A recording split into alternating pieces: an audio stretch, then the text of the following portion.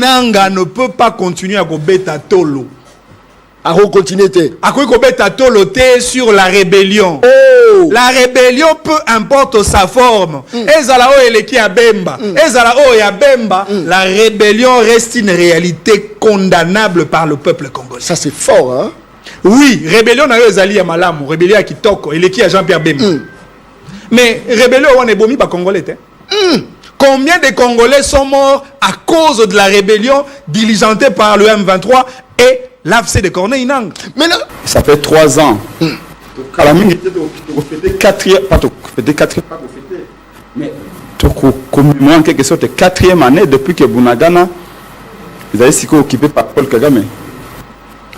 Ce qui m'inquiète, c'est que sentiment à urgence.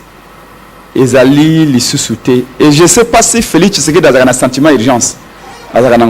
Si tu as l'attitude de Félix Tshisekedi, tu as le comportement, c'est comme si tout est normal. Tout est normal. Je pense que mon colo a causé courage à aucun affront. Le lingue Mobutu Banda Kosalango. Peut-être que mon colo a changé un peu façon à cause. C'est cause na kati avion na yo, cause na kati bureau na yo, que na Genève ou que na New York que dénoncer, c'est autre chose. Mais cause na front. Non, mais pour moi, par principe. Donc il y a ça choqué tes principes. Ce que je dis, c'est que je ne vois pas, ou je n'entrevois pas, ou je ne sens pas que Félix a un sentiment d'urgence. Comme ça, normalement. C'est comme ça qu'il s'est même permis. Il y a un projet à changement à la constitution en pleine guerre. Oh, prince. Félix n'a pas le sentiment d'intelligence. Pour lui, tout va bien. Il a l'impression qu'il faut gomber dans un cercle pour y comprendre qu'il y a gravité. Solution ezali l'État esengela récupérer mpifonaye. L'État esengela zana makasi ya kobengana ba groupe rebelle nyonso bazali installé de manière irrégulière sur le territoire congolais. L'État esengela renforcer armée naye. L'État esengela tia misolo pour que armée telema peut armée et bouter dehors tout groupe militaire qui s'installe sur le territoire congolais. C'est de ça qu'il s'agit. Et c'est par là que nous allons récupérer et instaurer la paix sur toute l'étendue du territoire national. Vous comprenez qu'il y a un problème. Il faut qu'on se dise des vérités. Il faut qu'on se dise des vérités. Nous n'échangeons pas. On nous a taxé ici d'être avec Félix Tshisekedi, de jouer pour naïe, tant de proposer dialogue. On a démonté aux Congolais que l'homme prudent perçoit le mal de loin.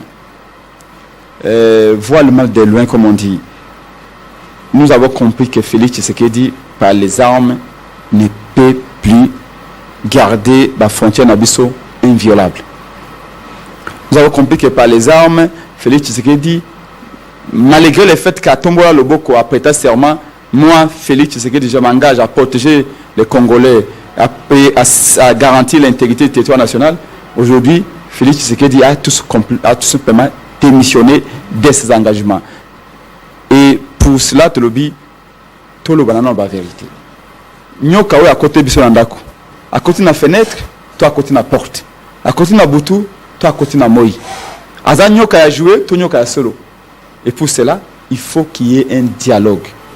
Bingan tout en même dialogue avec les Congolais. C'est-à-dire que les Congolais doivent parler aux Congolais. Est-ce que vous avez dit ça? Mais évidemment, il y a Félix Abengi Bango, opposition armée. Eux, ils sont soutenus par les Rwandais. Mais opposition armée, ça veut dire que ce sont des Congolais. Mais tu le dis que les Congolais, on appelle lobby, puis après, il y a que cela. Tu le dis, oh, petit individu, c'est Mamandoki. Vous savez, dialogue, oh, tu as proposé. Oui, que vous, c'est Ali Félix. Oh, parce que moto. Moto attend Ramolili à l'ingaka lumière. Avantage du dialogue que tu as proposé Ali, parce que toutes les parties prenantes, bazali prêt à cela. Nanga yemoka le bête Ali prêt à cela. Kabila le ali prêt à cela. Après quoi bon? Opposant politique, Nyoso, Ezala Martin Fayoulou, Ezala Moïse Katumbi, Ezala Epenge, Ezala, je crois que même Ndekomanix, tout le monde est d'accord. Peut-être qu'il va me contredire, mais tout le monde est d'accord à Koloba. Nous pouvons nous regarder en face pour nous dire qu'est-ce qui s'est passé. John, rapidement, on a une paix obtenue par la voie d'un dialogue c'est une paix temporaire. Oh. Mais une paix obtenue par la victoire de l'armée congolaise, c'est une paix durable. Waouh, ça c'est fort. Salut à Congo na Italie, intégrité territoriale, intangibilité de nos frontières, c'est le renforcement de capacité à armée Nabiso. Oh. Armée de abundelaka ekolo, armée de abatelaka territoire. Oh. Et sengelito futa ba soldat malamu, très bien. Et sengelito restructurer armée Nabiso, Oh. et sengelito doter na armée Nabiso de tous les dispositifs matériels importants pour faire face à l'ennemi. Dialogue. Mais dans l'Italie, dialogue. Il faut tous des principes sur ma approche. Approche et dialogue, ils allaient approche et malamu parce que depuis la nuit des temps, rapidement, tu développes la culture, il y a arbre à palabre. Depuis Conférence nationale souveraine, Congolais Basolonaka. Senko, Saint-Sylvestre, concertation nationale, consultation et ainsi de suite, Congolais Basolonaka autour des différents internes. Mais il faudrait que les opposants aussi réfléchissent sur la démarche à Tshisekedi. Parce que jusque-là, Tshisekedi n'a pas encore levé l'option d'un dialogue national. Et vous savez pourquoi? C'est parce que Tshisekedi regarde sa montre. Il dit, pour les 3 ans qui me restent, ce qui n'a pas le dialogue, Sikoyo, c'est précéder une transition, soit avec Tshisekedi ou sans Tshisekedi, pour écourter mon pouvoir. Voilà pourquoi Tshisekedi na schéma a précédé à choisir d'abord ma consultation politique pour constituer un gouvernement de crise en réalité. Et ça peut stratégie. Et au moment que celui qui est en 2027 ou début 2028, Tshisekedi serait flexible pour le dialogue national. Tshisekedi appellerait Neko Fayulu, c'est Sanga Katumbi Kabila pour que bas solo là. Pourquoi? Parce que dans l'intention politique, Tshisekedi voudrait avoir un larron prolongé. Parce que le dialogue, on est constitué un cadre de... Effectivement, c'est ce qui s'est passé en 2018. Ça c'est fort. Merci beaucoup. C'était les opposants. On peut-être Kabila 2 ans de plus que Kabila a glissé au nom d'un dialogue. Ça c'est fort. S'il vous plaît, ça qui dit est très intéressant. Non, c'est que je dis, et le Kalobé est très intéressant. Ça veut dire que Félix Tshisekedi et le Keza qui est intéressé, Eza Kosobe Mbokati. Ils ont tapé au Jinaï. Tant qu'il peut rester président, même à 80% de pays, tant que Baïko Sungaye a continué à être président, ok. Alors que Bisso immédiatement, très bien. C'est comment Goma et Zonga. Merci beaucoup. Très bien. Merci. Surtout ban des millions d'affaires zonga la classe. Merci. Bandoko na biso ba longo Uganda, ba longa Burundi, ba zonga Congo. Je vous le dis, moi je suis parmi les gens qui ont reçu plus de 4 bourgmestres chez moi à la maison. Pour Baïko les langa babi molobe la peuple. On souffre. Et à l'époque, quand il y a un ministre intérieur, il y a ça, il y a une contribution pour l'installation du ministre intérieur. Il y a vu ça. Il y a une réalité. Il y a 1000 $, il la frais de fonctionnement. Maison communale. Les populations ne veulent pas payer les taxes au niveau des communes.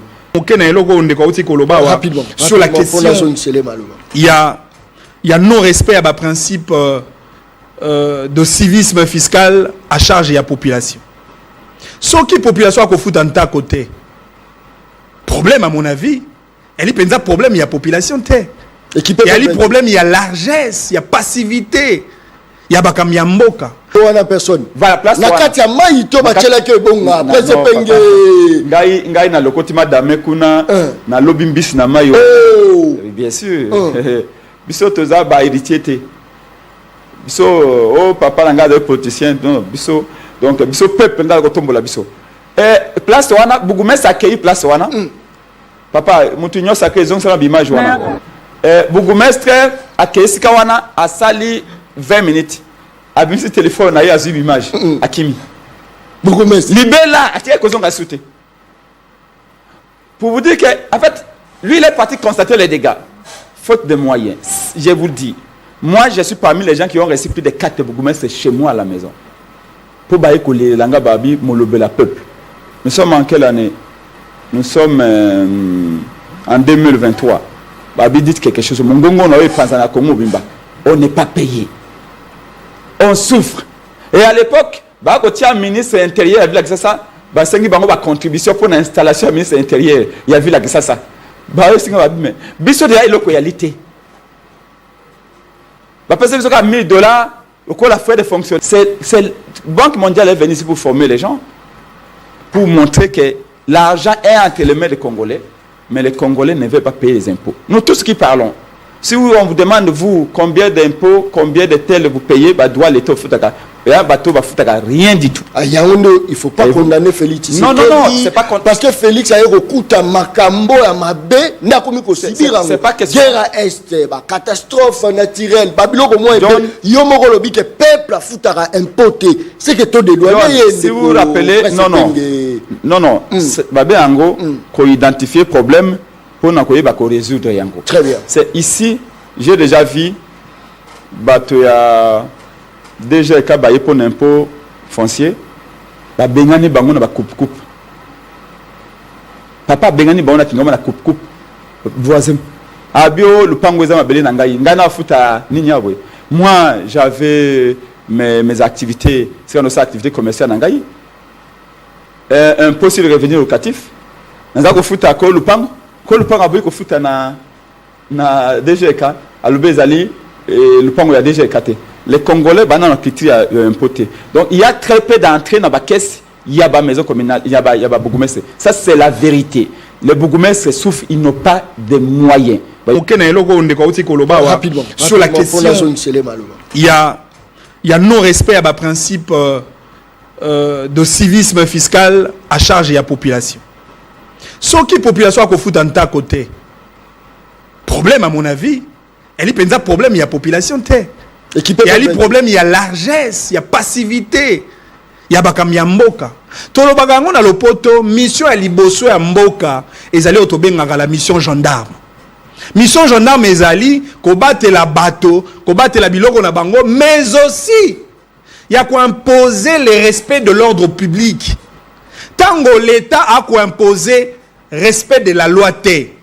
Tango l'État a kotia ba mesure favorable pour que bato bas dans ba conditions de vie acceptables. Mais ce serait une jungle qui serait créée. C'est-à-dire à la base, il faut que l'État attire ba conditions. L'État bengani bato ba tekate na se ya ba nani ya matadi kibala ba câble haute tension. Mais combien de marchés oyo tongeli population na côté wana to benga matadi kibala. Na tronçon wana. Très bien. Yo l'État lobi bato bo na pemeni ya maïté. Il y a maïngilité. Mais quelles sont les dispositions, les mesures adéquates au l'État au tiers pour que bato bas dans des conditions afin d'éviter des dégâts, il y a des catastrophes naturelles. Très bien. Lorsque l'État est incapable, lorsque l'État est irresponsable, la charge ne revient pas au peuple. Encore que la question du civisme fiscal, c'est une méthode pédagogique où l'État s'engage na kotia na isika pour qu'inciter bato ba futampako. Si l'État ko sala ya ngote, très bien. Avant ba dégâts oya to sala ba émission 18 ans la katia mosala o tolobi ba toazo tonga bien te tolobi ba ka niveau to gangi na suka la mo ba futi biso ba bi ce journaliste n'est pas professionnel. D'ailleurs il faut ko kanga émission na lelo botala mambo ye biso ba non professionnel. Nazo lo balisu nazo bandela niveau bazo tonga ba station Olumo beti des avenue moko station avenue on station avenue on station bazo tia ba station tina lopango wa batu c'est-à-dire station zo futela la kati ya parcelle ya batu donc soki moto auti toilette abimi boye akutani na station ba jour ba dégâts koya boko pesa nga journaliste non professionnel raison boko pesa raison presse penge Yango John Kabamba alobia Soboka batrapoka parti politique Tola Yamboka République démocratique du Congo Mboka nanga Elizungi Toboyi Jeme Longo la caméra Ouais Opération Yangonde pour la Moussambo Ka distraction Yangonde Boumi Mouka Olio Bibumbango Pour les paix, vrai qui pour les paix Peuple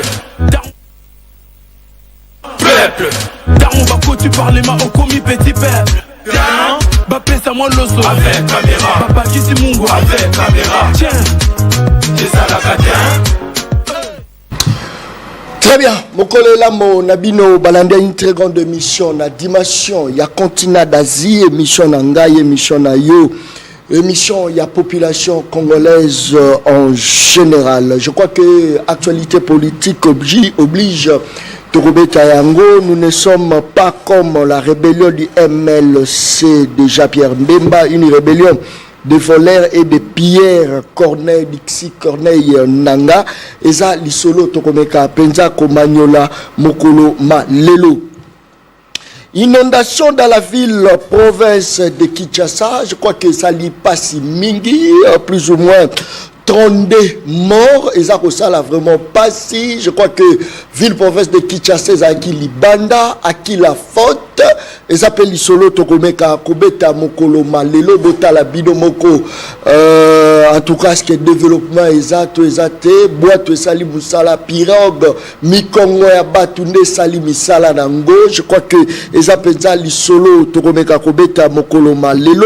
Et puis parole d'honneur ya Mokonzi ya Mboka Félix Antoine Tshisekedi par rapport ya ba inondation. Ils appellent Lisolo Tokometa Mokolo Malelo Nakati.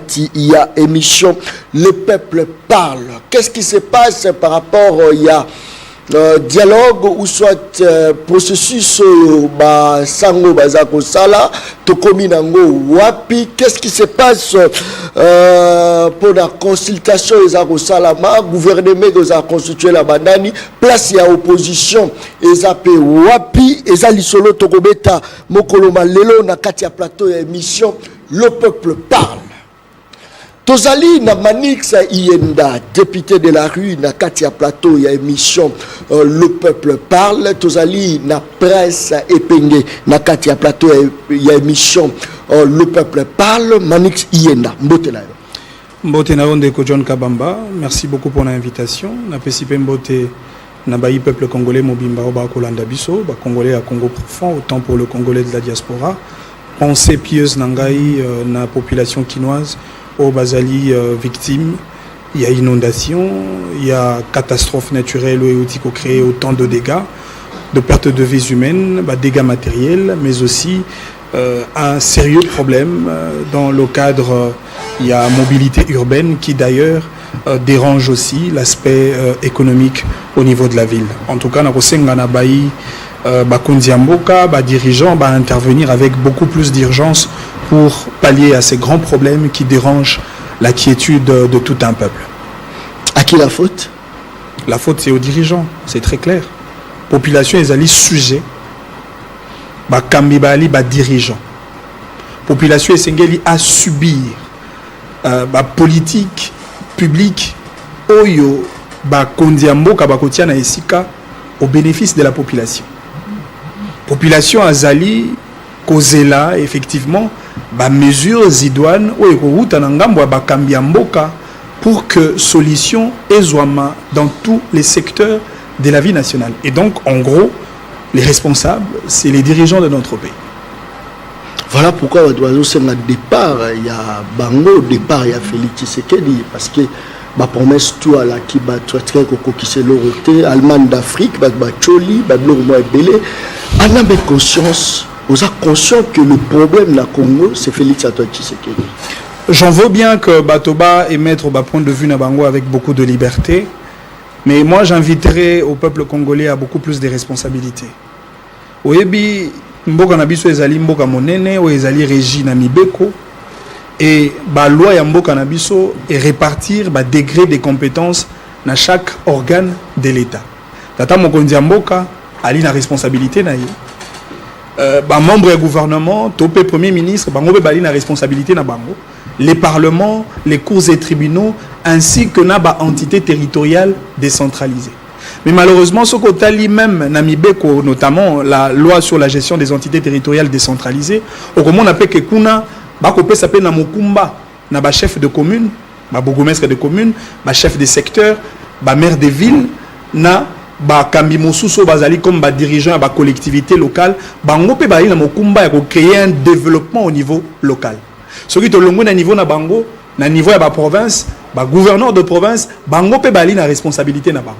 Mais malheureusement, biso wa tango chef de quartier a ko sala mosala na mala moté. Tango Bougoumé Sarosa Moussa Naïm à la montée, encore que les lots, dans le contexte, il y a démocratie électorale. Au Yébi que Bougoumé déjà bakozala élu ceux qui to salima ponami au deuxième degré au niveau de la municipalité pour que bazala élu na ba conseillers municipaux parce que ba conseillers municipaux déjà bazali élu pour na ko constituer to bengaka les conseils communaux bato bali na mokumba ya ko veiller sur les fonctionnements de la commune en termes de contrôle. Donc bango bazali ba élu du peuple. Encore que gouverneur de province n'a pas été nommé par le président de la République, azali élu du peuple au second degré, le choix des représentants de peuple qu'on appelle communément les députés provinciaux. Ça veut dire que les lois, il faut tous avoir moins ténacité, moins rigueur et puis sens de vigilance nationale, surtout notre contrôle citoyen en tant que peuple, autant sur les autorités locales, les autorités provinciales, pareil pour les autorités au niveau national. Et donc c'est un problème des responsabilités qui s'éclatent à chaque degré de la gestion de l'État. Et il y a des chefs des rues, des chefs des quartiers, des bougoumestres. Chef de rue à Fouta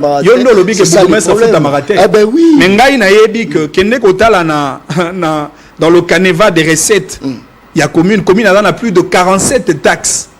Mbongo bougoumestre a célébré un mariage chaque vendredi na samedi et kendarawa pipe salarani. Mbongo bougoumestre a prélevé un taxe sur le marché. Oyebi commune moko a combien d'entités économiques? Est-ce qu'il y a une taxe ou une taxe sur le vétérinaire? Moi nyonso o motaso mino mo la bachan policier, ceux qui motazana mbwana dans un quartier, dans une avenue, dans une commune et sengelia foutela yango moi mbongo o ba benga taxe vétérinaire et quand na commune. Ce que yebi sanga commune a ça là déjà nini. Alors que ce que tangi même l'article 50 de la loi sur la gestion des entités territoriales décentralisées, bazolo ba que commune ana mokumba ya ko bongisa ba voie nyonso d'intérêt communal.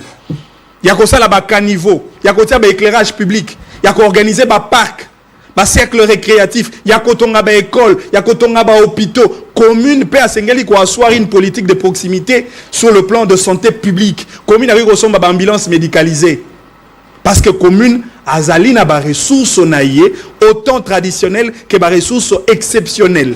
C'est vrai, les 10% ils ont prévu pour la Caisse nationale de péréquation ou le gouvernement central et qui n'arrête pas la communauté.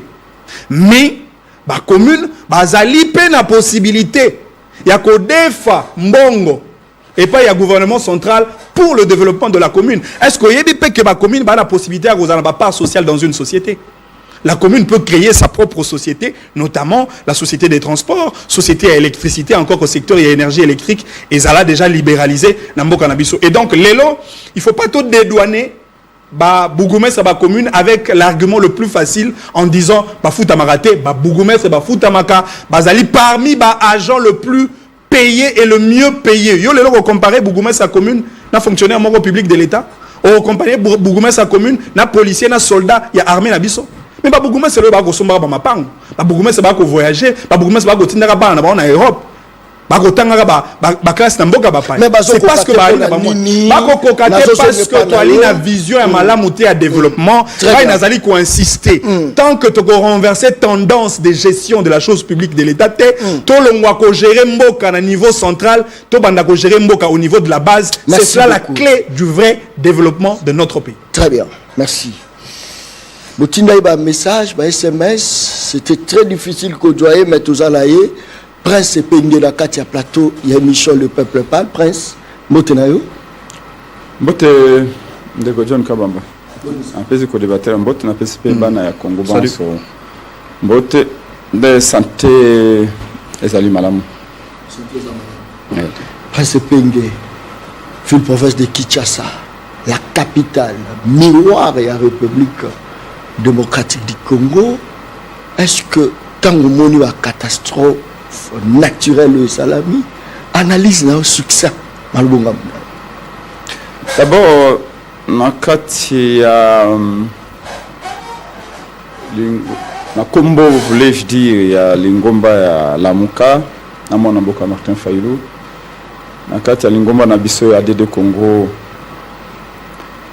to présenter ba condoléances na ba famille ya ba ndeko Banso oyo bacholaki na mai ya mvula oyo bandaki vendredi pe que suka samedi ba papa ba maman surtout ba bébé belé batioli baza koloba bilan provisoire il y a 35 morts mais d'après ba information to anango pour AD de Congo to ana ba membre na kisasa mobimba boye toza ko continuer pe ko sala moi collecte d'informations ndenge na biso. Nous serons probablement jusqu'à plus de 50 morts. C'est plus de 50 morts. Ah, c'est une catastrophe. Prince, te présenter ma condoléance. N'a sorti qu'on continue. Finalement, il a dit pour les avoir fait mort naturel, 50 morts. Batbazo koufa la guerre, l'insécurité, Batbazo koufa la nzala, Batbazo koufa la bouille. Finalement, apparemment, c'est comme si nous avons fait au Congo.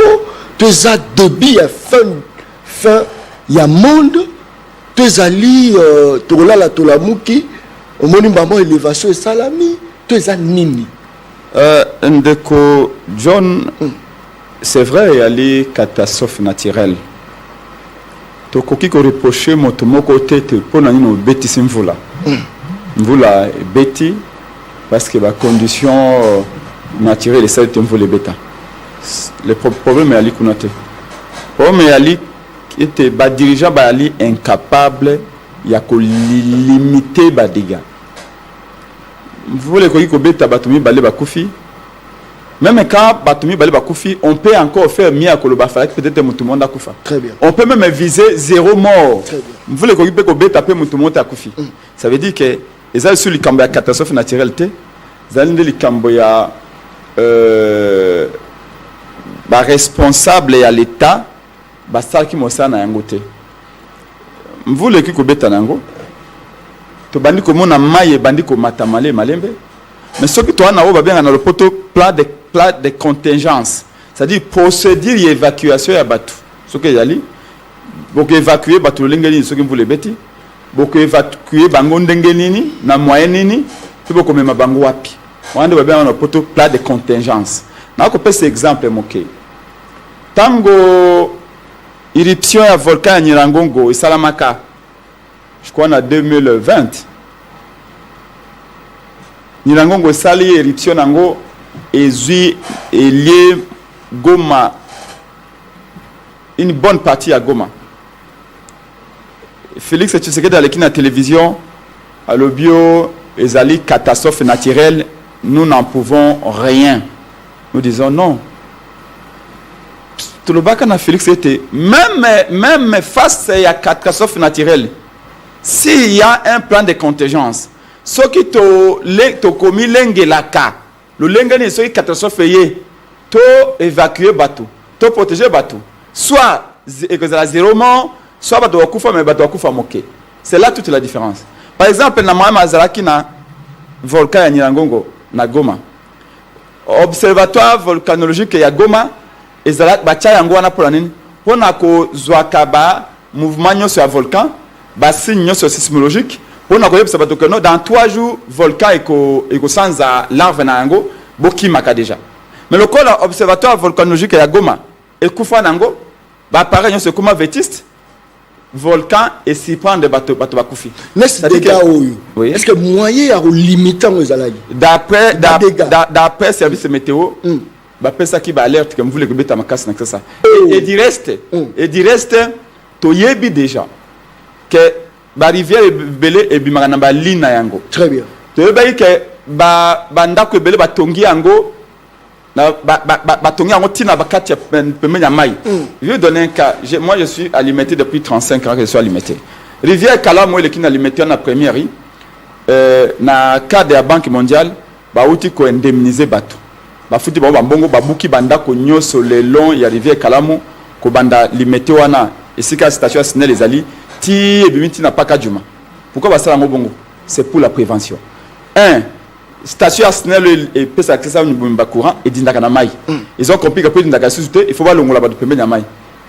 Et deuxième, attends, vous les betaka bato ba dindaka bato akufaka. Ils ont ba futi bato un falanga, ba somi mapango na bango et puis ba buki mapango wana. Ça c'est tout dans le cas de la prévention. Donc normalement, le barako par exemple les Kamboya église de Shekina. Et l'église Shekina o etongi ndaku na bango ti na kati ya mai. Ce qui l'État Félix Tshisekedi déjà qui l'État ya mayele peut l'État o et prévoir comme cambo. De ces bouca de gendarmes de l'église à Shekina pour na basu en prise na nini ya mai. Donc ici Ndeko John, on ne reproche à personne le fait que vous les bêtis. À personne. Oui. Mais on reproche à l'État. Parce que quand on tangi Shekina est tonga makina période ya Félix le gouvernement o ezala o pesa autorisation wana. Est-ce que ça qui pena régime gouvernement o etonga ki o pesa autorisation ezaki na faute. O pe écouter le Camboyo wana pendant 6 ans. Pe pesa solution te et a pe na faute. Oh, presque pays. Maintenant et l'autre est plus important très bien. Peu importe le degré, il est un principe administratif. Principe il y a subsidiarité. Na droit administratif. Et l'autre, au moins, nous avons une organisation administrative en Bokanabiso. Dans le cadre de la décentralisation, j'ai participé à beaucoup de conférences à l'époque. Je venais à mon député à INC en 2012 notamment. À l'époque, on était invité par l'Union européenne. Tout le monde était à de cette décentralisation. Mais décentralisation sans falanga, ils allaient inutiles. Au moins, nous avons le principe de décentralisation comme même. Ko rapprocher administrateur na ba administrer population na ba dirigeant na ye et comme ça va pembeni to lo baki proximité to ko lukana décentralisation eza proximité géographique té eza de proximité terme ya promptitude ya rapidité pour na kotala population pour na kozwa ba décision na kopesa ndakisa na kachenda nu edindi ngai nazana limité na kei na ko sa plus de 5 heures na kei na kende matete sika bana changu babenga babia ko ta rivière njili moyezate embouteillage tine changer de limité ko banda ti pour ya njili na zongi na yo kota côté ya 17e rue limité kachenda no 17e rue limité na komi kuna boye population yali abandonné complètement abandonné. Je crois que ce réalisateur d'image ou tous akina terrain déjà au changu faut na komi kuna babi bugumesa yaki awa yo wana personne va la place na kati ya mai to bachela ke bonga pese penge ngai na lokoti madame kuna na lobi mbisi na mai bien sûr biso toza ba héritier te biso papa na ngada politicien non biso donc biso peuple nda ko tombola biso place wana bugumesa akei place wana papa mutu nyo sacré zong sala image wana bourgmestre akesika wana asali 20 minutes abimisi téléphone na yazu image akimi bourgmestre libela atie kozonga sauter pour vous dire que en fait lui il est parti constater les dégâts faute de moyens. Je vous le dis, moi je suis parmi les gens qui ont reçu plus de 4 bourgmestres chez moi à la maison pour bailler coller langa babi molobe la peuple. Nous sommes en quelle année? Nous sommes en 2023. Babi dit quelque chose. Mon gongo on a pensé à Congo Bimba. On n'est pas payé. On souffre. Et à l'époque, bah quand il y a un ministre intérieur, il a vu ça. Bah c'est une contribution pour l'installation du ministre intérieur. Il a vu là que ça. Bah c'est une mais biso de la loyalité. Bah parce que ça $1000 au cours la frais de fonctionnement. Na bah agent est tourné dans la maison communale wana. Les populations ne veulent pas payer les taxes au niveau des communes. C'est Banque mondiale est venue ici pour former les gens, pour montrer que l'argent est entre les mains des Congolais, mais les Congolais ne veulent pas payer les impôts. Nous tous qui parlons, si on vous demande vous combien d'impôts, combien de tels vous payez, bah doit l'État foutaka. Et un bateau va foutre rien du tout. À Yaoundé, il ne faut pas condamner Félix. Non, c'est pas parce que Félix a eu recours à Makambo et à Mabé, n'a commis qu'au Sibir. C'est pas question. Guerre à Est, catastrophe naturelle. Babylone, au moins, Yomoro Lobi, que peuple a foutu à impoter. C'est que tout de douaniers. Si vous vous rappelez, non. Babé Ango, qu'on identifie le problème pour nous résoudre. Très bien. C'est ici, j'ai déjà vu, bateau à. Déjà quand baye pour impôt foncier ba bengani bango na ba coupe papa bengani bango na kingoma na coupe voisin abio lupango eza mabele na ngai ngana futa nini abwe. Moi j'avais mes activités, c'est nos activités commerciales na ngai un poste de revenu locatif naza ko futa ko lupango abwe ko futa na DGK alubezali et lupango ya DGK. Les Congolais banana ont quitté impoté. Donc il y a très peu d'entrées dans la caisse, il y a pas maison communale, il y a pas bourgmestre. Ça c'est la vérité. les bourgmestres souffrent, ils n'ont pas de moyens. Voyez-vous, na organisation administrative na biso bourgmestre bazali be pile dorsal. Bato sengeli ba caniveau monaka wana. Salubrité, service d'hygiène. Normalement bato ande faut ba répercuter message ya ba gouverneur pembeni ya population parce que bangonde bazali pene la population. Malheureusement à leur niveau, ils n'ont pas de moyens. Maintenant, le problème c'est quoi? C'est que à chaque année, chaque drame est commis. Rappelez-vous drame Matadi Kibala tous akanga non émission. Très bien. Oh, bato akufa na Matadi Kibala. Voilà. Plusieurs fois. Câble qui il y a des mesurettes, je ne m'appelle pas des mesures, mais des mesurettes qui ont été prises. Zonga na Matadi Kibala lelo kende kotala. Lelo vous les bêtis bato badindi. Ce n'est pas la première fois. Vous vous rendez compte de konanga biso to sengi na kati ya de konko na kati ya lamuka tant on a na terrain que ba bimisa hélicoptère militaire ba que électroyer plutôt électroyer population akuna parce que na okota na maibo bisika msusu ma okota te ba batu yo okota te ya ko ba batu ba beloko mo ba pirogue mo de fortune c'est-à-dire ba meli mai ba bimisa hélicoptère on a quelqu'un qui identifier sa photographie générale la situation na Petro Congo même plus na Petro Congo mais bien sûr élément non bato basali 48 heures na motalaka na batol na ya comme réalité elo a collé réalité j'appelle j'ai pris mon téléphone pour appeler les autorités. Rien n'a été fait. Tina Sika Boynet Nandanu, Maï Baniko Kita. Merci, Prince Pays. Yango Moko, Batuaniko Bima Bango Moko, député de la voix Sibi, Nanzala, na Posa Maï et localité. Merci. Je crois qu'on pouvait faire mieux. Boule Beti a faute à me doter, mais l'État pouvait faire mieux. Parce qu'il y a toujours politique et prévention face à la catastrophe naturelle. Député de la rue.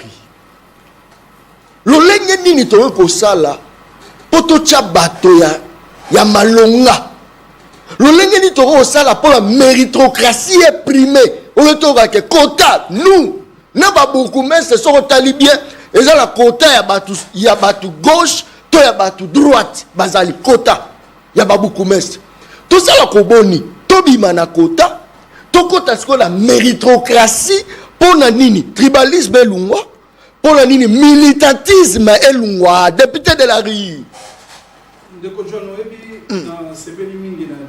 La qualité à débat, allais-je dire. Très bien.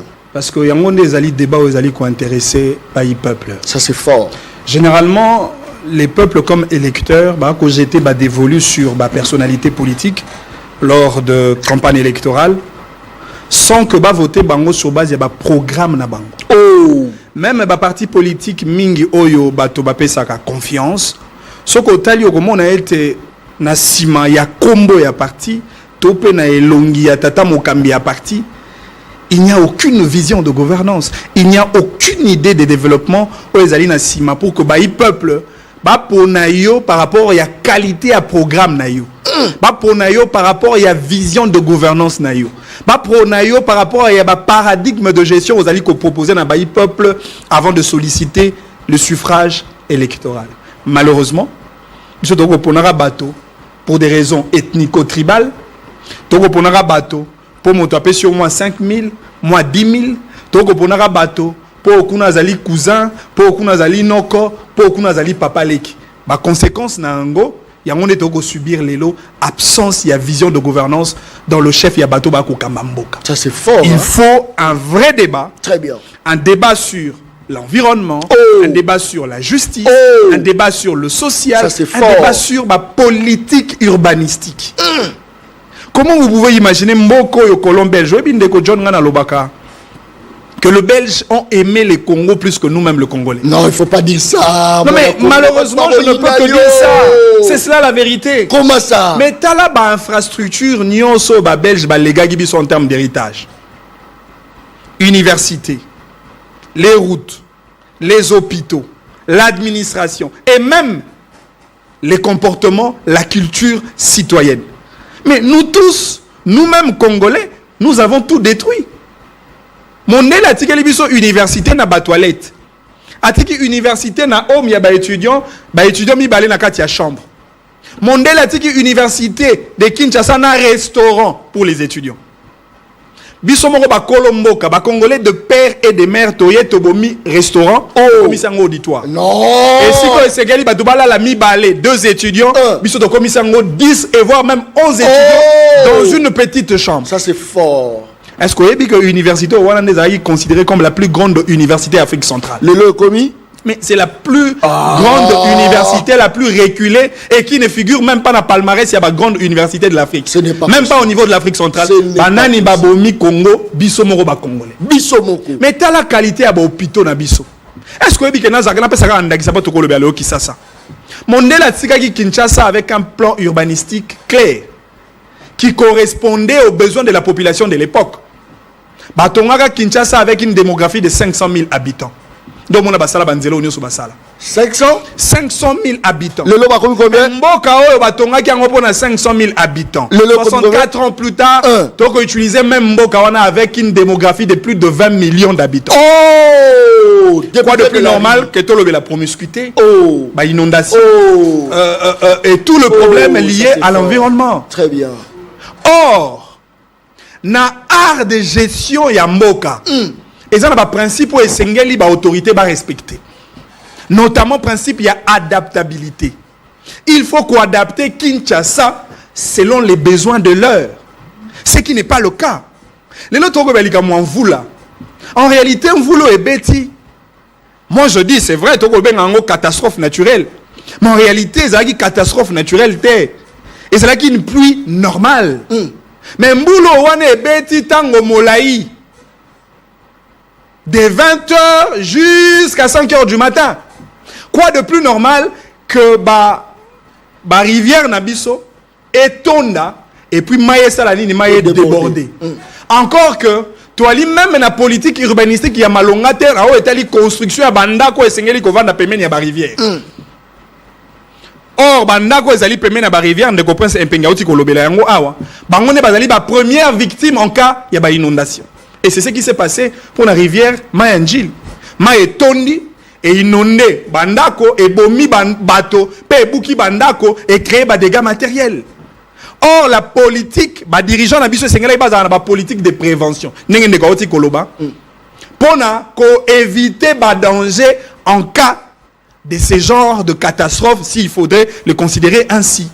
Malheureusement, awatoko ça il y a beaucoup plus politique curative, mesure curative. Il faut les kamae kwea. Si on est au Lugan, n'engeni ndorosala pour que to résoudre le problème. Encore que lali batiki na bango. Ceux qui va moni pe lali batiki na bango. Ça c'est fort. Parce que makambo nyonso eza ko salema ndeko nanga John Kabamba. Biso nyonso to ali convaincu ezali un problème de non respect à principe et adaptabilité. Très bien. Ezali di kambo ya non respect au absence il y a politique de gestion de la population.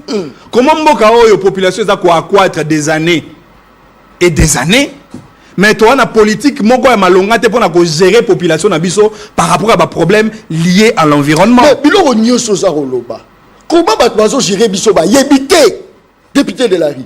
Non, mais, naoti koloba wa, bananinde, les lobali, bakambiamboka. Ce sont les amis, ce sont le frère, les amis, ce sont le proche, les amis des dirigeants de partis politiques. Et lobby, parti au Wana Zali na conquête, il y a pouvoir, tant qu'on a eu pouvoir, même petit mon confiant un président national, ne soyons pas surpris qu'à comme un peu ministre. Les camps la moto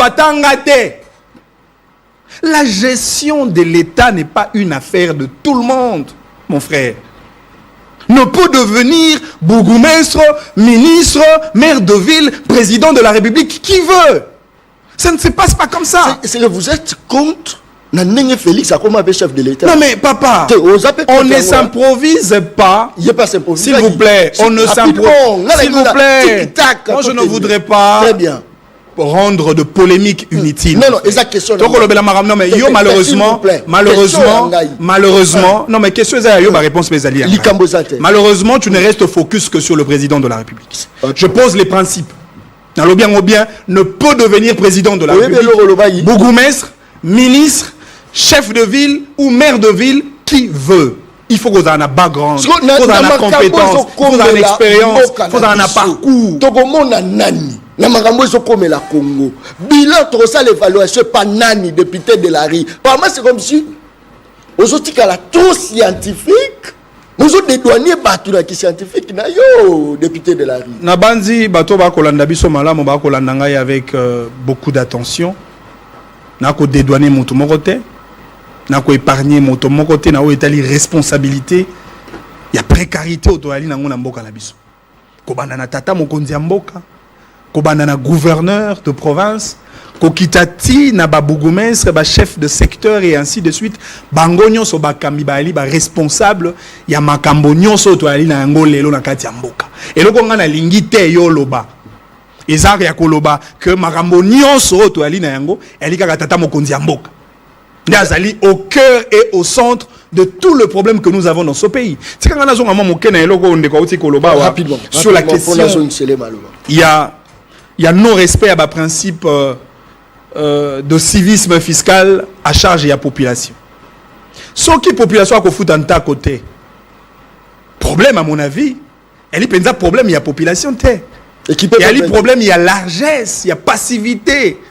Ya bakam ya mboka tolo bagango na lopoto mission ya liboso ya mboka ezali otobenga la mission gendarme ezali kobatela bato kobatela biloko na bango mais aussi ya ko imposer le respect de l'ordre public tango l'état a ko imposer respect de la loi te tango l'état a kotia ba mesures favorables te pour que bato baza na ba conditions de vie acceptables. Mais ce serait une jungle qui serait créée. C'est-à-dire, à la base, il faut que l'État attire des conditions. L'État, bengani batoba tekate, na seya ba nani ya matadi kibala, ba câble haute tension. Mais combien de marchés, oh yo tongeli population, na kote wana toko benga matadi kibala. Na tronçon wana, très bien.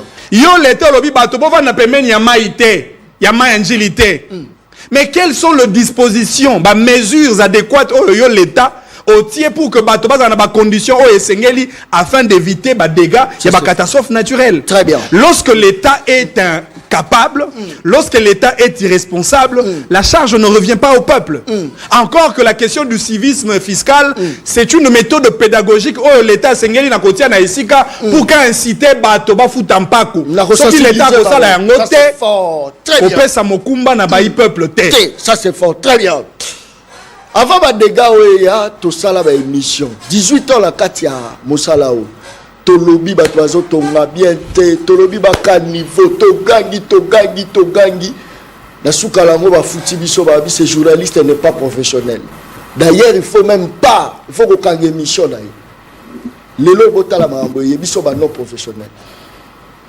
Nazo lo balisu nazo bandela niveau bazo tonga ba station Olumo beti des avenue moko station avenue wala station avenue wala station bazo tia ba station tina lopango wa batu c'est dit station zo futela la kati ya parcelle ya batu donc soki moto auti toilette abimi boye akutani na station ba jour ba dégâts koya boko pesa nga journaliste non professionnel raison boko pesa raison presque penge to moni ba mboka lokwa ba Égypte batali construction nombre ya batu nene capitale na bango ezaleli babite tozo tikango mais tozo kokende kotonga ville ya sika capitale ya sika na Égypte batongi capitale ya sika po ba déloger bato bazalaki kuna bakende na capitale bakende kovanda na mboka ya sika. Pourquoi? Parce que à l'époque que ils ont répondu lisusu te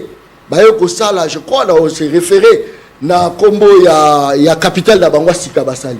Est-ce que mboka lokwa RDC nengoza komona capitale na biso eza likambo ya refaire faut ba tonga mosusu faut ba buka nyonso ba bandela. Qu'est-ce qu'il faut faire avec quelle sorte quel genre de gens à la tête des institutions ba rejoindre projet wala bâtir en place pour le sécuriser la population. Merci Ndeko John. Très bien. Pouvoir ezaka lokolo ya lina fumbwa olingo kata yango mais ozana besoin ya mbeli pouvoir ezala lokolo mbeli soka na mbeli te wana fumbwa mo kata yango ya lité. Ça veut dire en d'autres termes dans le poteau que pouvoir y aller un moyen par rapport à un projet. Très bien. ils ont un pouvoir, mais ils ont fait l'angoté. Ils ont un projet, un idée, mais moi, accomplir la réalité parce que un pouvoir politique. C'est comme ça que Bissot s'engager dans la politique pour toi avoir une idée, toi avoir un projet, pour de tout et puis c'est Bissot pouvoir, l'égalité et légitimité. Il y a que ça la peuple bolam na combo naie, puis na volonté naie. Ville où il y a que ça, toi je crois si ma mémoire ne me trahit pas, à peu près 9700 km². 9965 km². Et donc on avoisine 10 000 km². Très bien. C'est beaucoup. Rien que Maluku Yangomoko et a plus de 7000 km². Maluku Yangomoko. C'est-à-dire que Maluku Yangomoko a 70% de la ville qui ça. Oh, que Maluku et Ali commune Moko, Nakobe Ango et Ali rural. Ba etandi ya mabele ali bebo batobalite. C'est-à-dire que ici, l'option qui s'offre à nous, les allés obéir à étendre villes et que ça vers Maluku. Mais posez-vous la question, je vais être concret, je vais être factuel. Comment par exemple, dans l'immédiat, il y a un talent pour foutre là. Il y a un talent pour $600. Au salon, au deux chambres salon, au salon et ali 3 mètres. Il y a largeur, 3 mètres, donc je veux dire 3 mètres carrés. Même si il y a ma longueur réalité, $600. Alors je me pose toujours la question, je me pose toujours la question. Pourquoi de plus en plus, tu as immeuble, mais pour l'année, bato baza ko boya ko kende vers Maluku vers Nsele bisika bapango yali minene bisika on peut pas malamu yali. Premier facteur où ils allaient ko dissuader bato ba kende vers Nsele, c'est parce que un lié à travers Nabango à na centre-ville. Très bien. Donc ville accès ça ya le col entonnoir. Biso tout toya kana sens unique le matin. Bato bauti na Ngalima, bato bauti Kitambo, bato bauti Mongafula, bato bauti Lemba, bauti Kinseso, bauti Nsele, Limete, biso tout toya kobewa pi vers Kalina, Gombe. Donc toya kabiso soboy, le col entonnoir et na pourquoi donc ne sika moko. Quelqu'un s'est dit mais soki ngai nazali na Nsele. Et si le pango za munene, on peut pas kitoko yali tout ça. Pona ko manesika na musala na koleksa 6 heures na nzela. Alors personne n'a envie d'aller si au espace zebele. Donc la seule possibilité qui s'offre à nous aujourd'hui est d'aller à étendre de ville vers l'enseigne. Ça veut dire quoi? Ça veut dire qu'un dengue bazako lobamink, il faut l'État à Longola par exemple, administration à l'État et Longwakoto et kende bakotan selekuna. Peut mettre batu bazala kuna. Même un seleango, même Maluku yango, kende kotala. Bazako urbanisé de manière anarchique. On laisse au chef coutumier à côté kamabele ndenge balingi. Ba côté kamabele avenir batike bino be 2 mètres, strictement 2 mètres et avenir. Ba RDG ali peut éviter alors que l'État de Sengela zala le premier puis le dernier na mai matali ba découpage wana ba concession etc. Donc bref, les Camboyala ya linde autorité à l'État ezonga. L'État ali ko exister té. Kaka bajan à l'État net na limité na Sokopao. Même na Kalamu.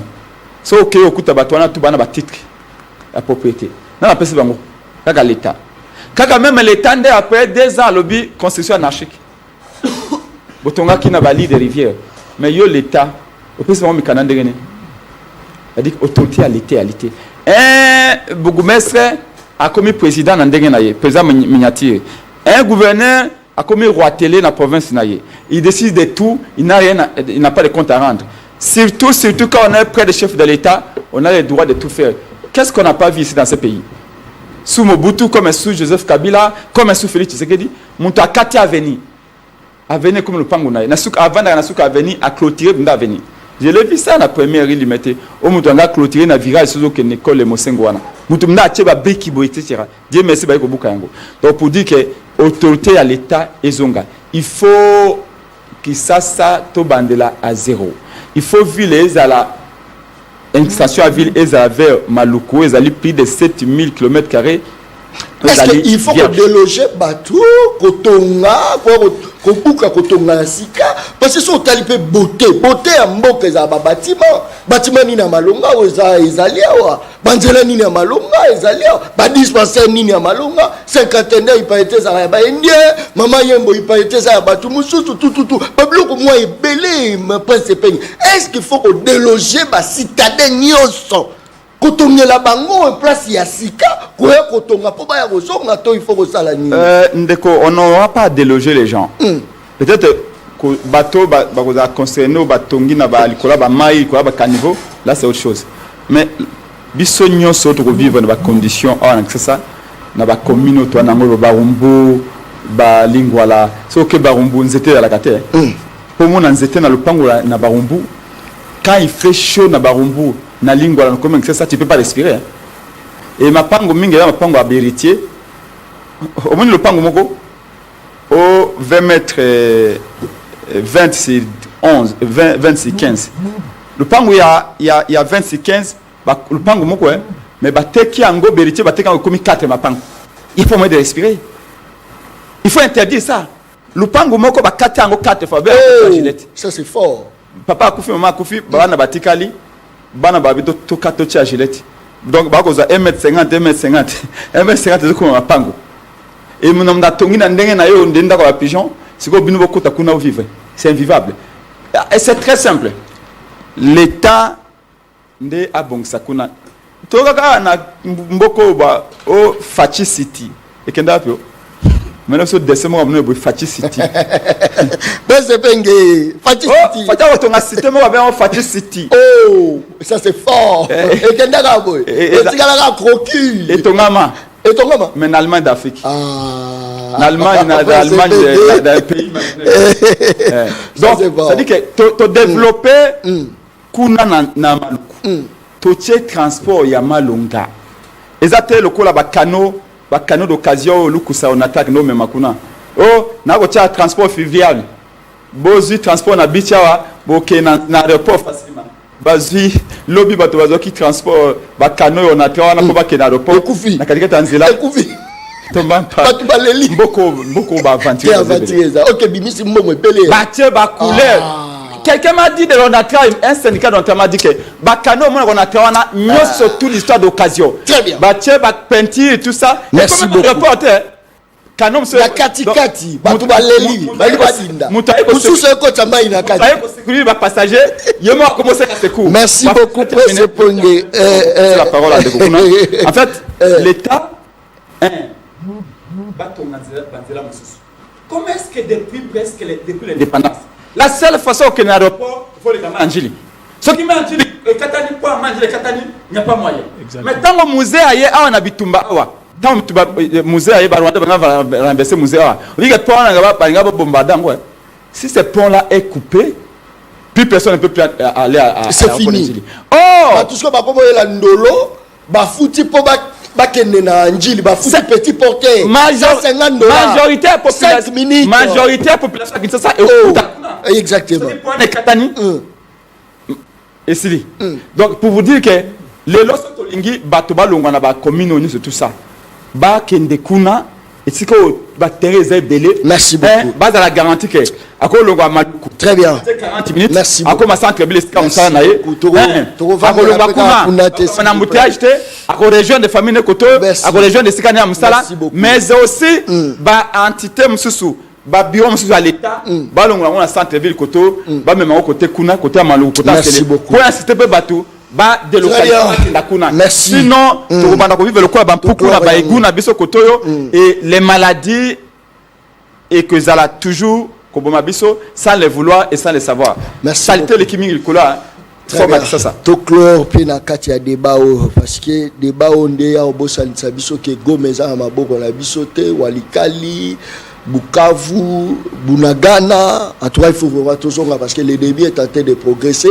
Qu'est-ce qu'il faut faire côté à catholique bango pe baza la démarche bazo sala côté pe bazo consulter batu côté finalité rozala nini parce que l'ennemi est en train de progresser bo kasiko Corneille Nangaa, nous ne sommes pas comme la rébellion du MLC de Jean-Pierre Bemba, une rébellion de voleurs de pierres au Corneille Nangaa lobi toujours analyser ango.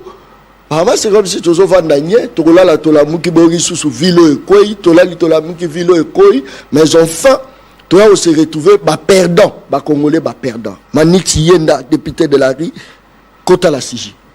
Merci beaucoup de John Kabamba. En 30 secondes nous avons un moment na mambo toti kolobasika parce que yango ezali vraiment un sujet très délicat même si parler de la sécurité de notre pays yango ezali un sujet très important.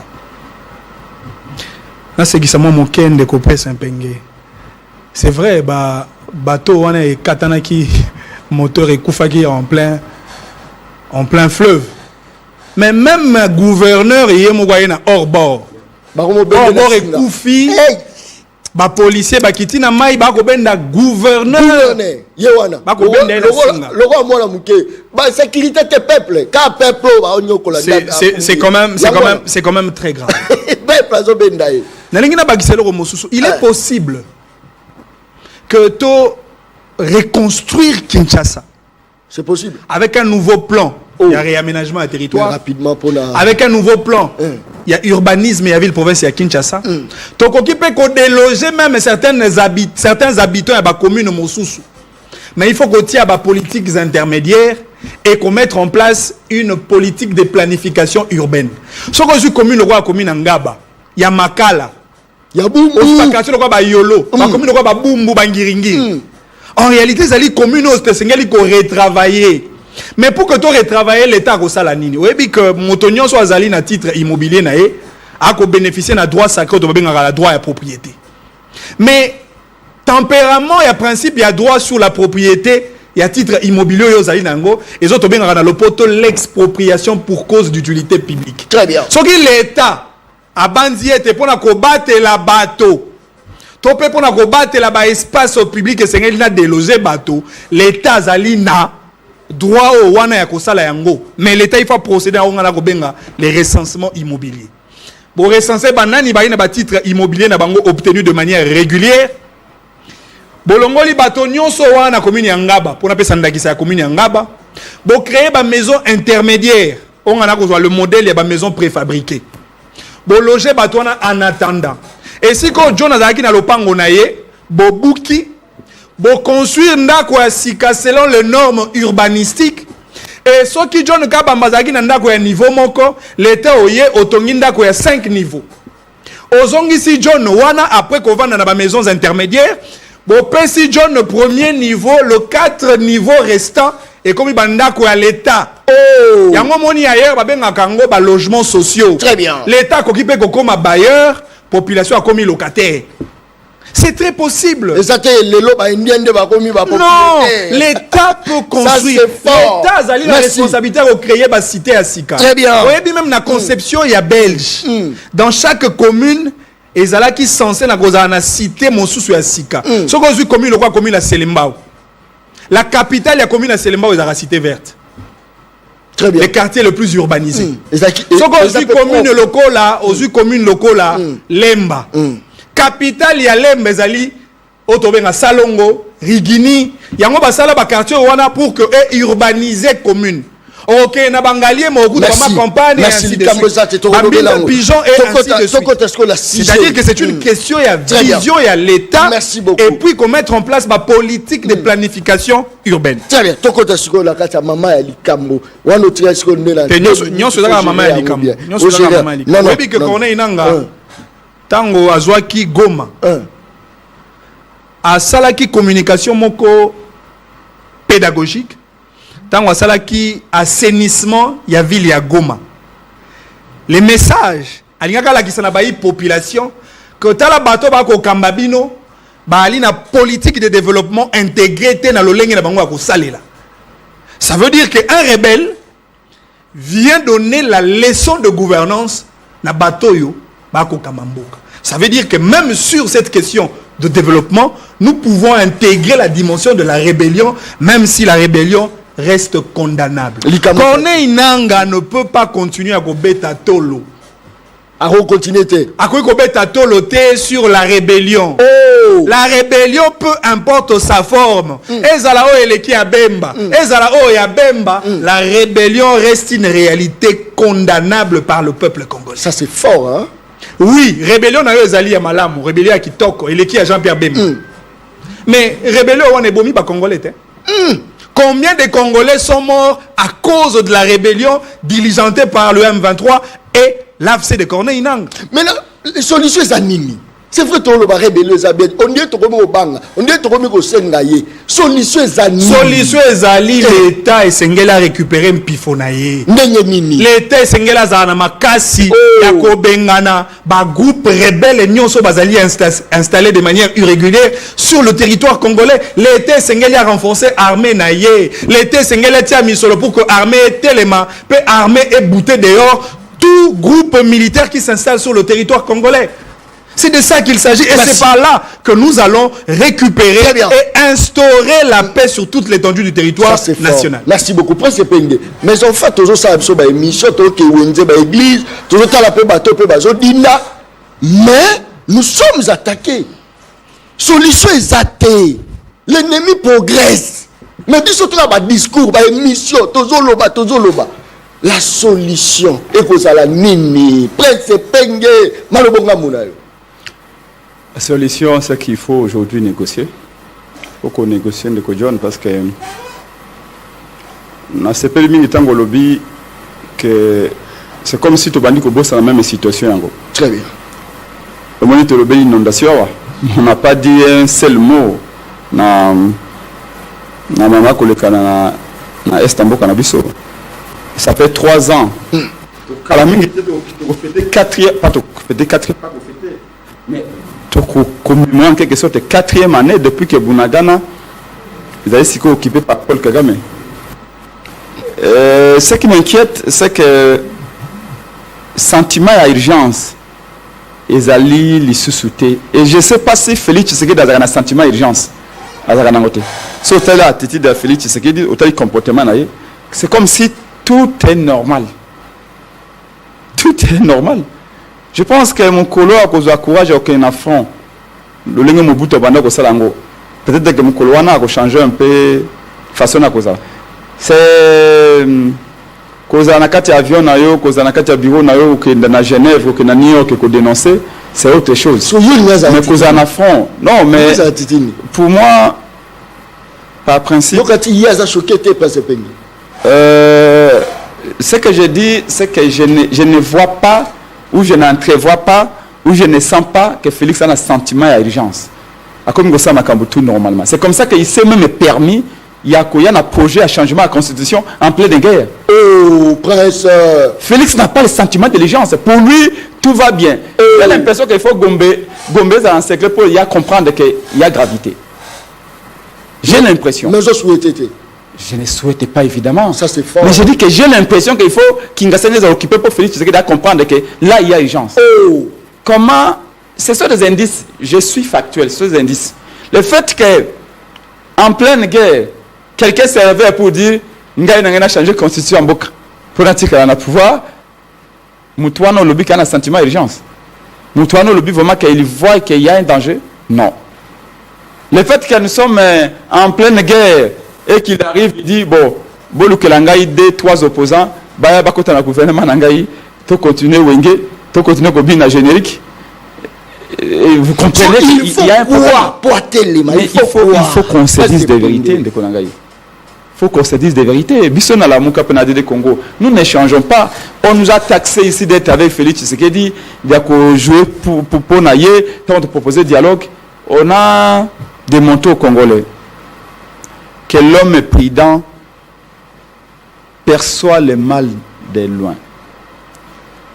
Voit le mal de loin, comme on dit. Nous avons compris que Félix Tshisekedi, par les armes, ne peut plus garder la frontière Nabiso inviolable. Nous avons compris que par les armes, Félix Tshisekedi, malgré le fait qu'à Tombola Loboko a prêté serment, Moi, Félix Tshisekedi, je m'engage à protéger les Congolais, à garantir l'intégrité du territoire national. Aujourd'hui, Félix Tshisekedi a tout simplement démissionné de ses engagements. Et pour cela, tu le dis, tout le banana la vérité. Nous, à côté de Bissonandako, à côté de la fenêtre, toi à côté de la porte. À côté de la boutou, toi à côté de la moï. Aza nyoka a joué, toi nyoka a solo. Et pour cela, il faut qu'il y ait un dialogue. Bingang to bien même dialogue avec les Congolais, c'est-à-dire que les Congolais doivent parler aux Congolais. Banine la biso za occupé, est-ce que vous a dissachoté président Penge? Mais évidemment, Yemoko Félix Abengi Bango opposition armée. Eux va soutenir par les Rwandais. Mais opposition armée, ça veut dire que ce sont des Congolais. Mais tu le dis que les Congolais, on appelle lobby, puis après, il y a Kosola, tout le bas, oh, petit individu aussi, Mamandoki. Vous savez, dialogue, oh, tu as proposé. Oh, comme c'est Ali Félix. Oh, parce que moto. Moto attend Ramolili à l'ingaka lumière. Avantage, il y a dialogue que tu as proposé Ali, parce que toutes les parties prenantes, bazali prêt à Kosola. Nanga Yemoka le bête Ali prêt à Kosola. Kabila le ali prêt à Kosola. Après quoi bon? Opposant politique, Nyoso, Ezala Martin Fayoulou, Ezala Moïse Katumbi, Ezala Epenge, Ezala, je crois que même Ndokumanix, tout le monde est d'accord. Peut-être qu'il va me contredire, mais tout le monde est d'accord à Koloba. Nous pouvons nous regarder en face pour nous dire qu'est-ce qui s'est passé. Nalandi, à l'engete, dans l'intervention de Moko dernièrement, à l'objet, Batobako détourner Faranga à l'État, Bako commettre des crimes, mais car l'engete Moko na Batobako aussi Mamandoki. Évidemment. Il n'a pas tort. Il n'a pas tort. Oh, il va tricher dans l'élection. Et ce sont aussi des criminels. Oh, presse. Oh, mbongo a rotonganzela. Au moins, qui se sent zélé à l'issouté. Mbongo a rotonganzela, détourner yango. Mais pas criminel. Oh. Yo, quand c'est pas toi, il faut qu'on a mandoki. Un fonctionnaire au salaire n'a eu au PCIT. A coup na maladie. Merci beaucoup. On a tra ben paiement bazali plus de SOP 1900 retraités non atra. Ba faut d'abord bon côté. Yo détourner bon on atra. Aux appels criminels le quoi. Bref, ici l'air n'est plus à accuser les gens. Nalandi nanga makamba lobby bon, Azar responsable il y a lobby, je vais pas commenter. Le plus important pour moi aujourd'hui, balobio nanga ndoki. Kabila ndoki.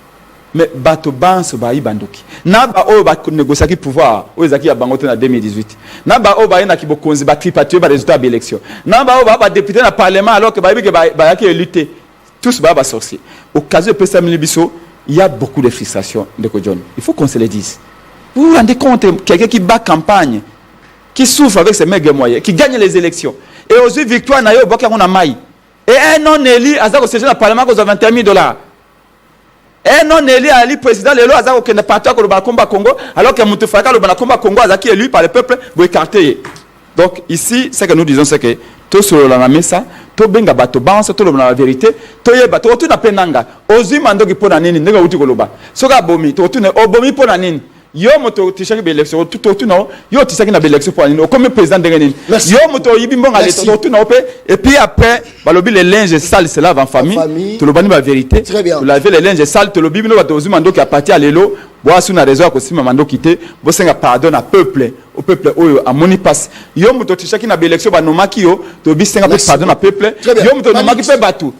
Tout ça ni ba pardon et nous allons avancer. C'est pas, nous ne sommes pas les seuls pays au monde où il y a connaître les trajectoires oyo. Mais nous serons les seuls pays au monde où il y a kotika na buzoba oyo pendant 3 ans on peut donner une solution, mais on n'arrive pas à le faire parce qu'il y a des gens qui pensent que non, parce que pas coquille et c'est très dangereux. Tokomi Nasuka.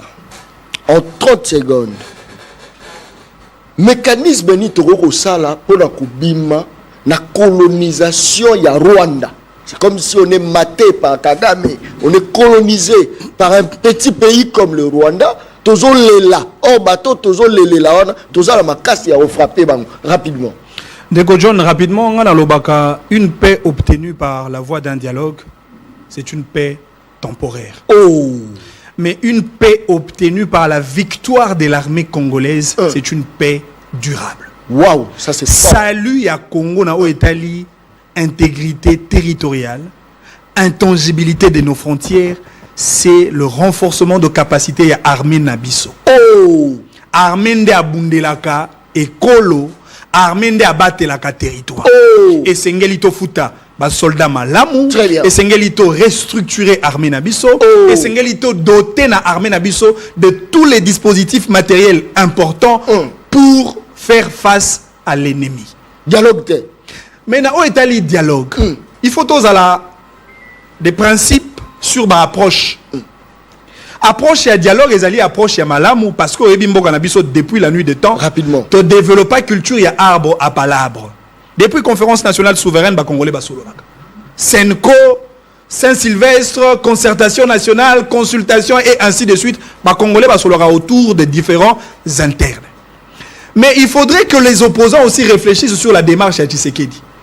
Parce que jusque-là, Tshisekedi n'a pas encore levé l'option d'un dialogue national.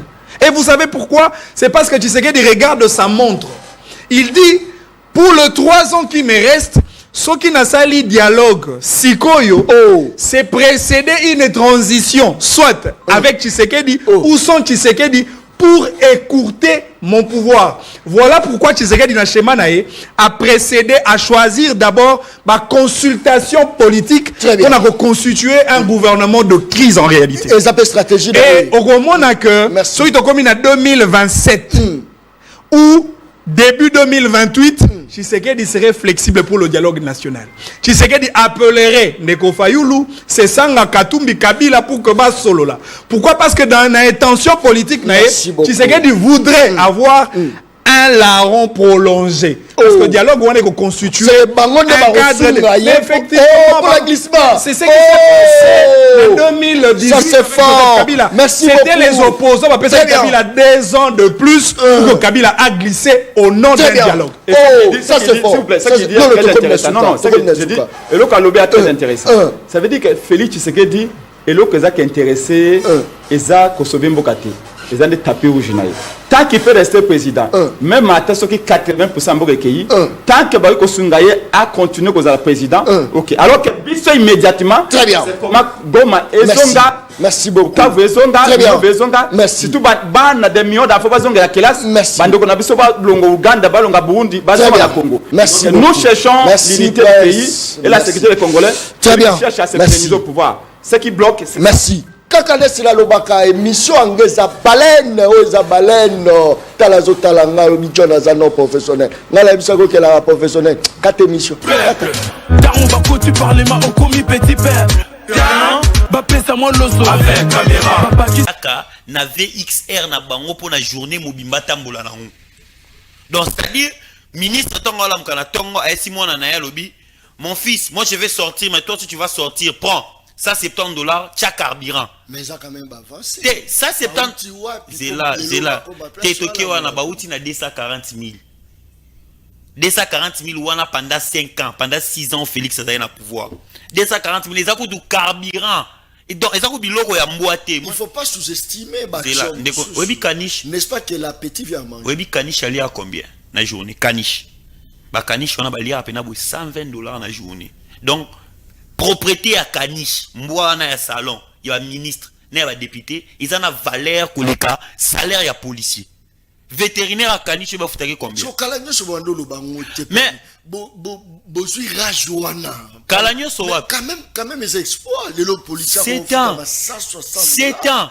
Ça $70. 7 ans. Quelque chose de bien. 7 ans ils est belé depuis 2018. Tilelo. Tolobango kaka depuis Tshisekedi ya kota Tilelo. Tolobango kaka. Depuis à côté nani député en offre $10 000 tant il y a côté dans le pouvoir. Amati va député comme 21 000.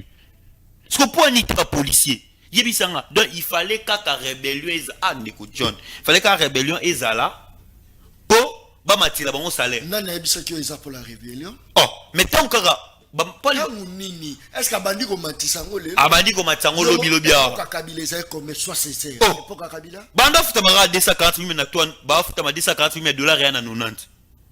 Coûte ils ko $200. Dollars ya na 90. Ils ay dollars ya na 200. Tu sais que $1 comme na 280.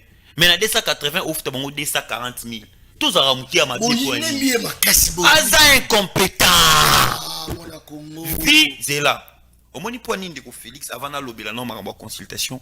Moni poignine de Félix biso to se plana et pena minité. Depuis quand on a pouvoir, vie naïe et se transformant, vie à population peut se transformer. Vie à population se transformer en déni. Population a une capacité à prendre 500 francs. Abimi awa na Pascal ou abimi na Kingasa na quartier 3 a mati transco à 500 francs. Ti zando. Mais lelo vie na se transformer en capacité on a te pour transco et koufa. Or mokonza mboka ana ba girophare. Via congolais se transformer à une capacité au tambola mboka mobimate. Mais soka luki moi $250 na e a mati avion à Kindu na Congo Airways. Bon nini vie na se transformer pour Congo Airways et koufa. Mais ndeko Tshisekedi azana jet privé. Vie à congolais se transformer parce que congolais n'est pas insécurité comme partout. Les lois mieux kutana policier. Ce qui coûte général Kasongo Kabwik azalagité. Mais les lots sont invivables. Heureusement avec lui tu es big les lots qui kuruna baroloni la biso masango. Au moins que tu sois sérieux. Soit qui contamine au moins la virus et incompétence au union sacrée zanango. Heureusement que les militaires ba union sacrée. Bon soyez pas comme un militaire à union sacrée mais l'autre lobanine. C'est pour vous dire que Ndeko John Tshisekedi est purement incompétent. Et puis je vais vous le montrer. Est-ce que bien nous que nous allons consulter Bisso? Ndeko John. Bon, ça consultation. Ici, j'en profite. En tout cas, non, merci Makasi. Non seulement aux Molobélia peuple, non seulement aux ici où le peuple parle, mais tu es l'unique journaliste indépendant au Nganaïbi. Parce que là, on a plus de 24 plateaux. Wanangamoro, sans compter Bakolo Likambo, Batamboli n'a plus de 70 plateaux. Oh bah censurer ba émission na bango moye lekezate. Mais parce que je suis opposant porte-parole du peuple, j'ai dit de venir parler de ça sur vous. Est-ce que Lupangu Oyo bazo consulter les pour la union nationale, pour le gouvernement union nationale, baboto la ngomutu. Oh non, il faut pas dire ça Nathanaël. Non, na ebisiote. Bazo consulter. Lié ça d'abord à problème. Babotoli yango. Tes problèmes ils a trop dit. Ton problème ils a le roi mutu ayebi vérité à sate. Ils a le pan wa mutu, le pan où il y a John.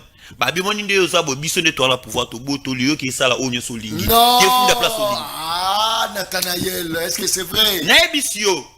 Na prouvé onan eloko liboso. Lupangu o bazo consulter le babi te consultation pour l'union nationale. Famille wana eza famille ya ndeko na biso obiso to yebi ndeko Ngwanda. Ndeko Ngwanda basi na mwasi na yena bana na batikala. Ba gagner jugement na bango na tribunal. Ndeko John. Banda ba gagner jugement. Ba kenda conseil spécial à lobi lupangu oyo ata boye na jugement muta opesa bino ngo azate. Raison pour laquelle omoni ti lelo batamboli ba chaîne nyoso chaîne moroso oleki na chaîne o salibwe. Ba censurer. Oleki na chaîne o salibwe c'est la vidéo ko ma bakangi. Sala bo vidéo mais kangi yango mo to bité. Mona esi bango na bi omoni bino nde boza boye lokola boza ba preuve. Ya bino tout. Et que nga na yebi ke za ba journaliste indépendant bazala. Na koleka kuna. Na kolobela likambo na bino po batu baye ba nini yango ezo leka. Taka lupango ba consulter pour la union nationale. Mais ba boto lango famille wana. Or na ba document on atangi. Lupango wana ndeko Ngwanda soma on a 77. Et pourtant Conseil national à sécurité va créer en 79. Yebi sanga na magie nini. Mutasombi lupango na 77. Bino créer Conseil national à sécurité na 79. Lupango wana yo koma Conseil national à sécurité. Yami Bale. Ngwanda koma conseiller spécial ya mokonzi na biso Mobutu na 93. Alongo ya Kimi. Tango Mobutu ba tango Afdel aye. Tango Afdel aye ndeko nanga jona. Pour moi na place na oloba Tshisekedi bat boy na epambate. Tango Afdel aye na 97. Ba o dignitaire Afdel ba botolaki ba mobutiste ba pangu na bango. Ndeko Masuku abotoli Ngwanda lupangu. Abite biso lorato bata Afdel to botoli lupangu o ba botoli Ngwanda libanda. Tango Kabila sali réconciliation nationale il y a 2003.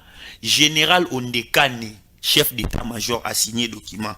Alobi ndeko Masuku lokwa to ngito zonga bo moko pona mboka na biso yo sengelo bima na lupangu wana eza lupangu ya ndeko na biso Ngwanda botika ye na lupangu na ebozongisela ye lupangu wana ministre ya défense nda signé document bazongisela famille wana lupangu na bango.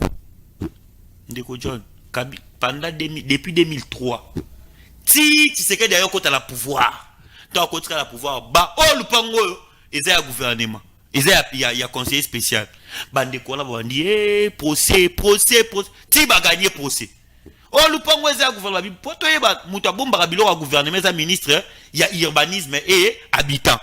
To comme la ministre, comme les ministres. Ministre yebisa biso, est-ce que lupango na biso ezara ya l'état? Ministre répondre en 2024, bisa lupango l'état te eza lupango na bino. Bango ba yena ba document na bango tout. Na jugement ba rendre na tribunal de grande instance. Ba lobité to kende. Ndeko John, ba ken na jugement na bango. Ba esi bango bo sa nyoso bolingi. Na jugement na to na posa na ngote. Sko yebisa mboka o jugement bazo respecter te. Bona bosa to beta ndeko Félix Mabo. Bo yebisa nga ote mokonza mboka za au courant te. Famille wana bana bato maele ba koma pena lettre ouverte ba qui déposant na présidence ba déposer la président de la République. Azo pas acquis de réception. Ba esi bango lupango wana bokozwa ngote. Sko yebisa nga na minute ndeko John. Ça c'est fort. Te yebisa nga na minute. Sko yebisa nga soki jugement. L'État est censé vous protéger mais ce qui est penza ya solo ils a regretté. Ngana na ba na esio ezala ngana amolobi la peuple ngana jeune. Toro ça l'émission dimanche oyelinga ba document. Tout ça spécialement. Na face à face. Ngana royelo document face à tala ngade za bona esaki bango na bi mama. Mwende to za boy. Parce que ngana na oki pasi. Na mo na oki pasi biso to abo poser te fona lobela recette, o fona lobela katumbi. Te petit peuple a des problèmes. Très bien, ça c'est fait. Ngana na ngate o te moni biso bato set, biso bato katumbi, biso bato kabila te. Petit peuple. Na ko critiquer mais lora makati ya no jugement. Biso aboto so mapangwa. Mais moni jugement lelo pena na maboko boye. Mais bato ça no bolongwa. Bola la libana père na bino peya lupango. Pe bona so ça confiance na justice a bongo. Kala ka to tambo ba mère na ba tamboli. Ata bengi journaliste boye. A sali interview à Leli. Émission ne robimate.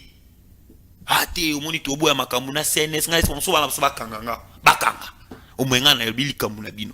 Yango biso to bite déjà lupango oyo ezaya problème neti boy. Neti famille wana izo telengana. Mokonza mboka alandaka le peuple parle pas na e. Ayeba ke lupango oyo yazo consulter le eza lupango ba botoli yango famille ya bato. Pe mikanda nyonso ezali.